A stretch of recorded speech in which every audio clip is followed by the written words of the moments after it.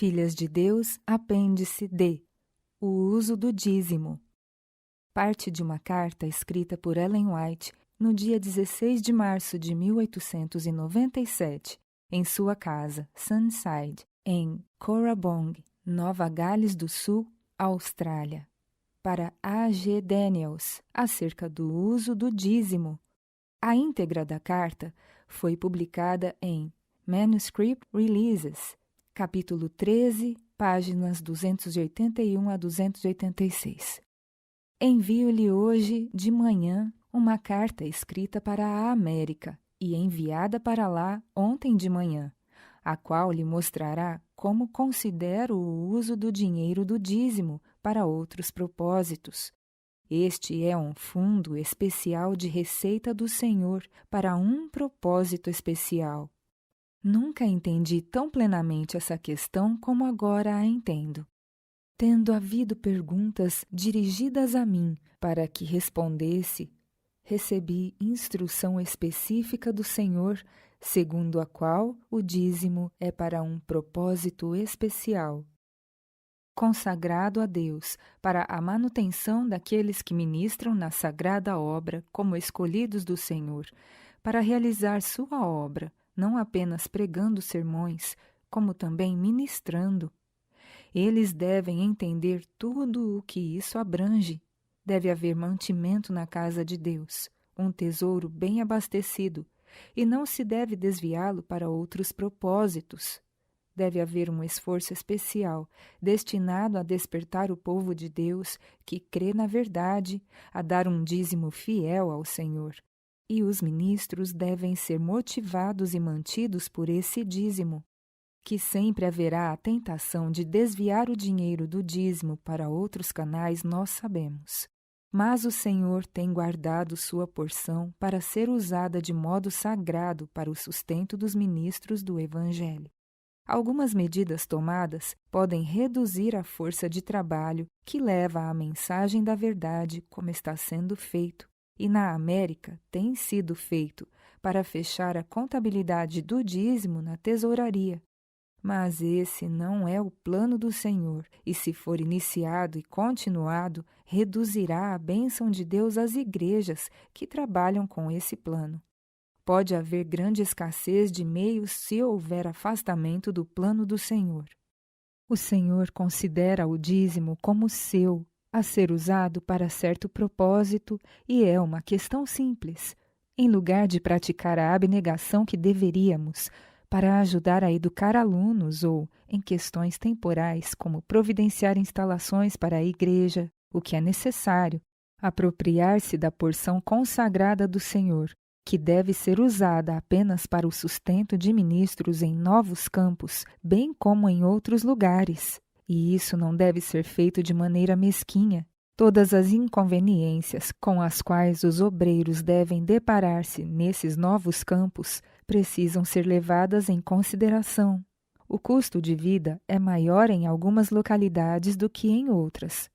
Esforços especiais devem ser feitos em favor daqueles que se encontram onde as frutas são escassas, pois poderiam viver de maneira muito mais barata se estivessem onde conseguem obter frutas. Quando são enviados a campos onde se privam de quase tudo por causa da despesa, que se tome cuidadosa consideração dessas questões, e a falta deve ser suprida na medida do possível, mas não subtraindo de seu salário essas coisas extras. Aqueles que estão situados de maneira mais favorável devem partilhar sua prosperidade com os que necessitam das mesmas coisas que são tão abundantemente supridas em seu local. Nós nos tornaremos muito estreitos, convencidos e egoístas, se não nos guardarmos contra o inimigo que temos de enfrentar e contra o qual combater. Farei algo em favor do irmão Robert Hare. Providenciarei algumas coisas que aliviarão a situação da falta de frutas. Conseguirei uns 100 quilos de uvas e os transformarei em geleia para que a usem no pão. Agora, veja o que os outros podem fazer.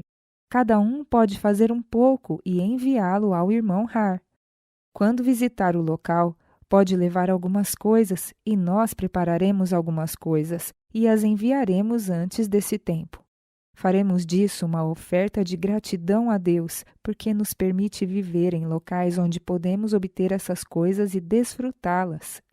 Creio que o Senhor nos abençoará ao fazermos isso. Agora, acerca de educar alunos em nossas escolas, é uma boa ideia, terá que ser executada, mas não permita a Deus que, em lugar de praticar a abnegação e sacrificar o eu para fazer esse trabalho, subtraiamos da porção do Senhor, especialmente reservada para manter os ministros em labor ativo no campo e conservar, trabalhando aqueles que já estão ordenados para o serviço.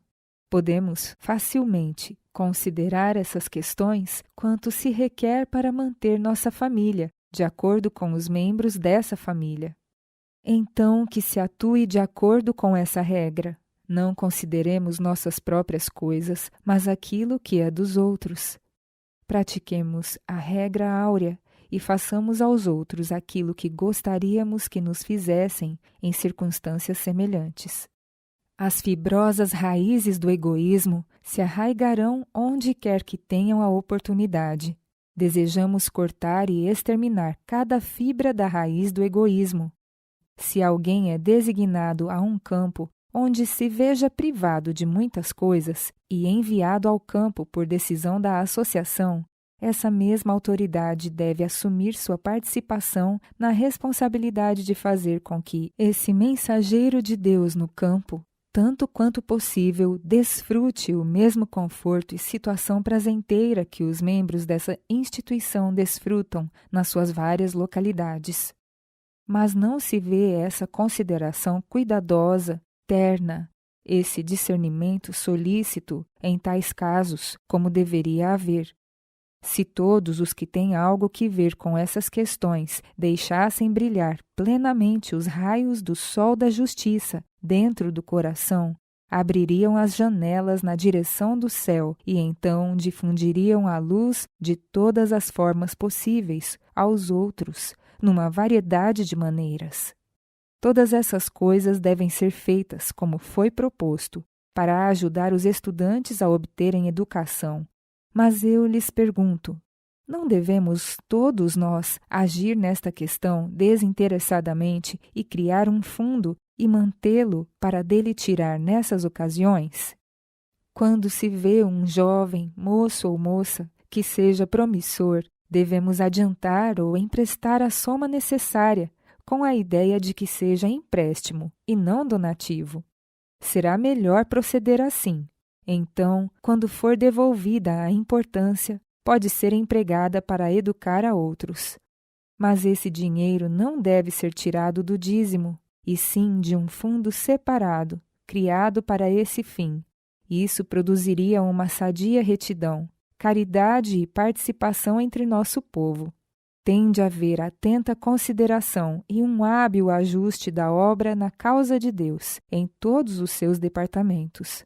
Não haja, porém, planos acanhados, mesquinhos, ao usar a porção consagrada para o sustento do ministério, pois então bem cedo o tesouro estará vazio.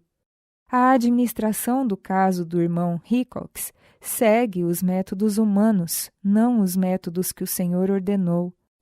Essa questão me foi apresentada de tal maneira que vejo o perigo de desviar o dízimo para um propósito qualquer, como foi sugerido.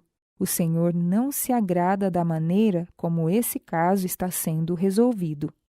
Que o Senhor nos ajude a todos a ter a unção celestial, a fim de que nenhuma coisa assim se repita. O irmão Farnsworth está pronto a declarar as decisões de mentes humanas, sem considerar todos os lados da questão, para ver se há erros que possam ser cometidos. É muito séria a questão de como se lida com os discípulos do Senhor, aqueles que foram dedicados ao seu serviço para realizar a sua obra. O que os levou a realizar esse tipo de trabalho? O Senhor não está nele. Houve manifestação de falta de fé, porque havia um tesouro vazio. Agora, em nome de Jesus Cristo de Nazaré, Os conclamo a não dedicar os meios que devem ser usados no sustento do Evangelho a qualquer outro propósito e que sua fé não fale haver uma carência no suprimento de dízimos, dádivas e ofertas.